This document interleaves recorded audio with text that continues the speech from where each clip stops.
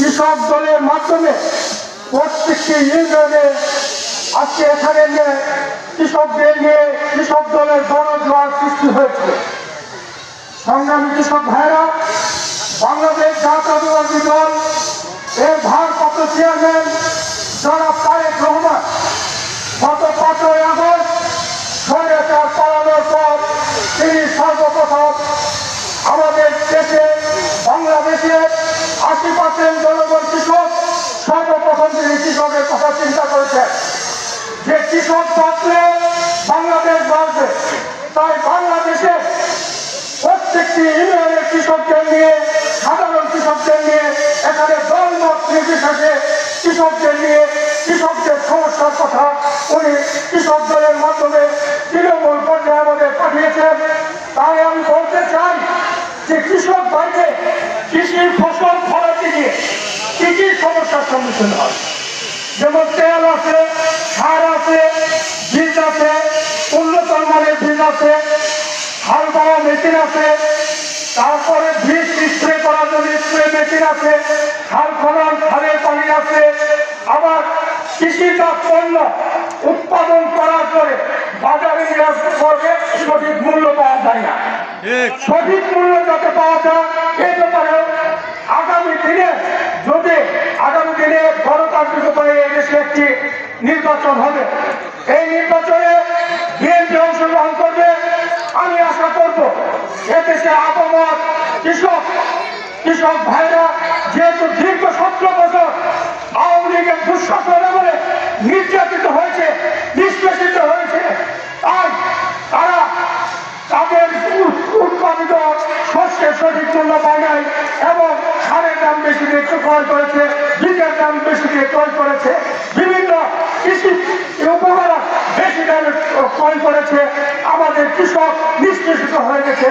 তাই এই স্বৈরাচার চালানোর পর আমরা বিএনপি ভারপ্রাপ্ত চেয়ারম্যান কৃষকদের নিয়ে কাজ করার জন্য আগামী দিনে এই নির্বাচনে বাংলাদেশ জাতীয়তাবাদী দল বিএনপির পতাকা তলে আপনারা ঐক্যবদ্ধ হয়ে বিএনপির ধানের শীষকে জয়যুক্ত করবে।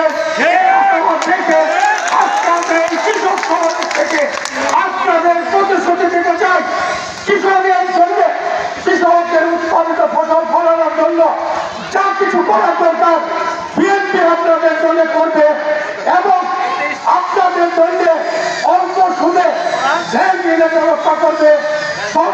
গরিব কৃষকদের জন্য বিনা সুদে এবং বিনা শর্তে ঋণের ব্যবস্থা করবে।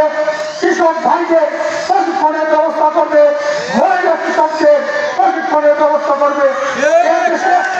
এদেশে খাদ্যশস্য যাতে যে বর্তমানে যা হচ্ছে আরো দ্বিগুণ উৎপন্ন করা যায়, এই প্রত্যয় নিয়ে আমাদের বিএনপি কৃষক দল আজ মাঠে আপনাদের পাশে আছে। তাই আমরা বলতে চাই কৃষি ফসল ফলাতে গিয়ে যেমন প্রত্যেকটা ইউনিয়ন 3টি করে কৃষি উপসহকারী কর্মকর্তা রয়েছে, কৃষি উপসহকারী কর্মকর্তারা আপনাদের যে কোনো সমস্যা যদি পাশে না থাকে, একদিনে যদি না পান, আমাদের ওয়ার্ড কৃষক দলের নেতৃবৃন্দকে জানাবেন, ইউনিয়ন কৃষক দলের নেতৃবৃন্দকে জানাবেন। না হলে আপনারা আমাদের এই উপজেলা কৃষক দলের নেতৃবৃন্দকে জানাবেন, আমাদের নাম্বার রাখবেন, আমাদেরকে জানাবেন। আপনাদের কৃষি ফসল ফলাতে গিয়ে যা কিছু করা দরকার এই বাংলাদেশ জাতীয়তাবাদী কৃষক দল আপনাদের পাশে থেকে আপনাদের কাছে হাত মিলিয়ে সার্বক্ষণিক আছে এই আশা ব্যক্ত করে আজকে যেহেতু অনেক রাত হয়ে গেছে, আপনারা দীর্ঘক্ষণ ধরে ধৈর্য ধরে আজকে কৃষক সমাবেশে আপনারা আপনাদের কথা বলেছেন।